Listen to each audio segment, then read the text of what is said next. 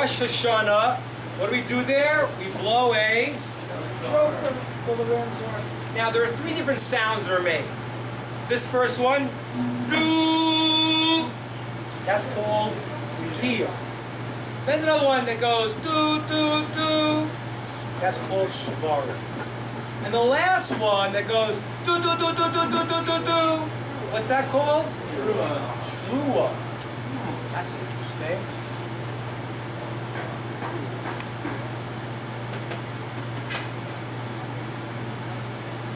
Anything similar you notice between Trua and Ra? It's the same roots. That sound that you make is called Trua. The root is the word Ra. Why? The guy who blows the shofar stinks? You can't blow the shofar right? What does it mean? Why is it called Ra? The answer is like this. Because you know what Ra means? Ra means a broken, fragmented thing. That is a definition in Judaism of Ra. It is a broken, fragmented thing. You are only seeing a part of the picture. It's broken and fragmented. Let me give you an example. Imagine you see a guy wearing a mask, okay? And he's got a knife, okay? And he moves towards his victim, inch by inch, step by step. Darren, you're in a bad seat, guy. And you see this. You see the guy with the mask. He's moving closer. And he's about to chop his leg off. Okay? Terrible, right? Terrible. So what do? You come charging. You say, stop! Are you crazy? You're a madman. You're going to chop the guy's leg off? And it says to you, sir, do you know who you are? This is an operating theater. That man is gangrene. If you don't amputate, he's going to die right now. And you say, oh, excuse me. I was never going to slink out the door. Just ignore me. Why? What happened? You saw a part of a greater picture. You saw a broken fragment. From what you saw a person chopping someone's leg off. In the greater picture, that was an act of saving the person's life. That's how God moves the world. Every act that happens, every situation that happens, that may look terrible, you're seeing a fragmented piece. And I'm saying when you experience it, you're supposed to cry, you're supposed to see it that way. But in the grander picture, somehow, some way, which you may not know in your heart, but in your head, you know it. And however you could get from the head to the heart, you got to try. Somehow, some way, God is moving that to something good. That's the Jewish view.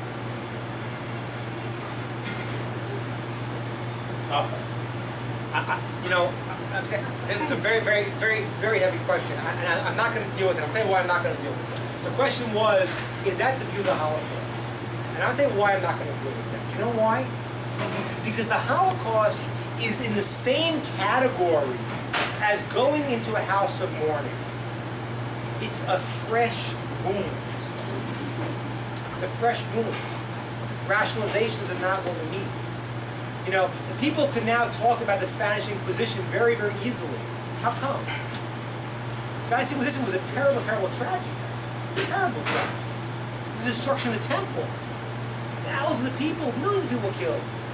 We have a historic perspective of it. What happens when it's exactly what I'm saying. When you are close to something that's painful, you cry over it. Somehow, sometimes you can't, sometimes you don't see it in your life. Sometimes you do.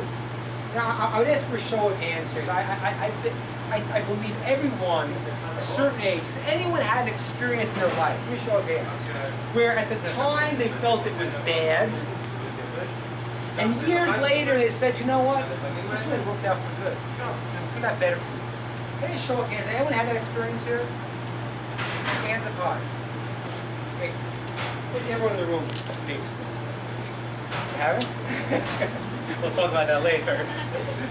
Usually you do. Why? Because sometimes in life, certain things you don't understand at the time, but then you know what? You lost this job and you got a better job. You would never have gotten the job if you wouldn't have gotten canned.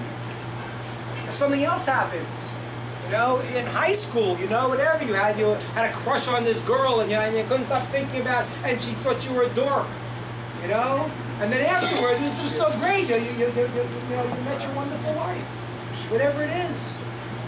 Everybody shaking their head, yes. Everybody knows that stuff. So that's the idea. But there's a problem with this. There are a lot of problems with this. That's one, but I want to say another problem. Here's another problem. Let's go philosophically a minute. You went to the class tonight, and you said, Rabbi Ingber said, whatever happens is for good. Okay? He taught me that the Jewish idea is to view the world somehow, some way God's moving towards good. He showed me the word Ra. Okay, very nice. Tomorrow, you have a very important meeting at 9 o'clock. Very important. Your whole business depends on it. Your financial future depends on it. It's a very, very important business meeting. And so what happens is you had a little late night. The rabbi spoke too long. Don't worry. You had a little late night. You set the clock for 8 o'clock in the morning. The clock goes off. What do? Snooze. 8:15. Sounds familiar, huh? 8:15. Snooze. 8:30. Snooze. 8:45. You're so fed. You take the clock and you smash it against the wall to a million pieces. Go back to sleep. Oh, shut that clock up. Boy, yeah, showed him who's boss. Sleep, you wake up, 9:30! You run to your meeting, guy is gone. Finished. You're depressed. Your whole future. I can't believe I did that. I'm so stupid. I blew it. But then you remember. It's all for good. It comes with Tova. The rabbi said it's for good. Does that make sense? Doesn't make any sense. Here's the question. Even if I believe that God moves everything to good, how can you philosophically be at terms with that when you have free will? You could mess up. So it's your fault. Somebody help me here. What's going on? Why is that good? I messed it up. It's not good. It's bad.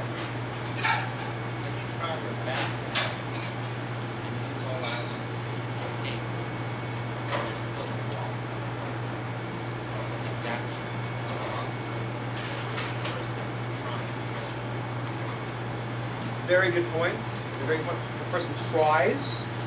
So much so, it's an amazing statement in Talmud I want to share with you. It says like this. It says, whoever pushes the hour runs away.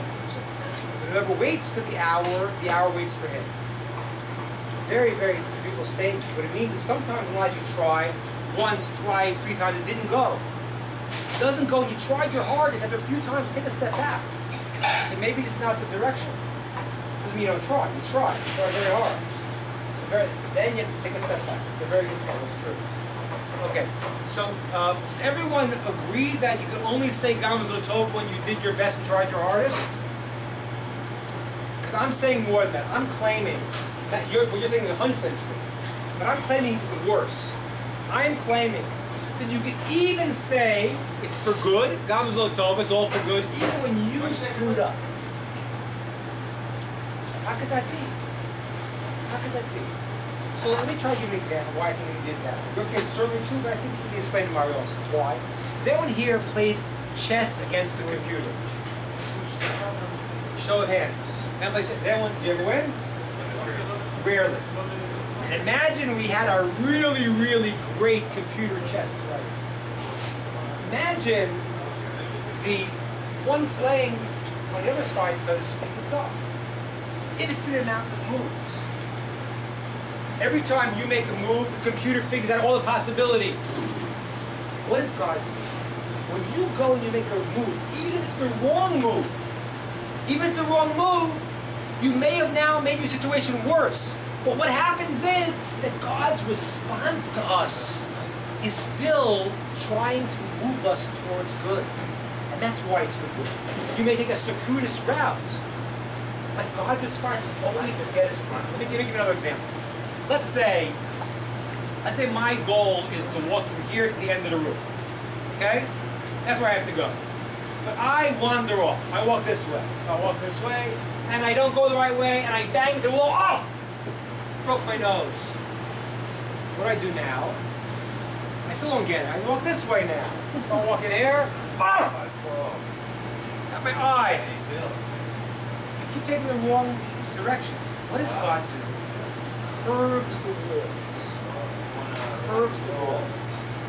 Meaning that you can get there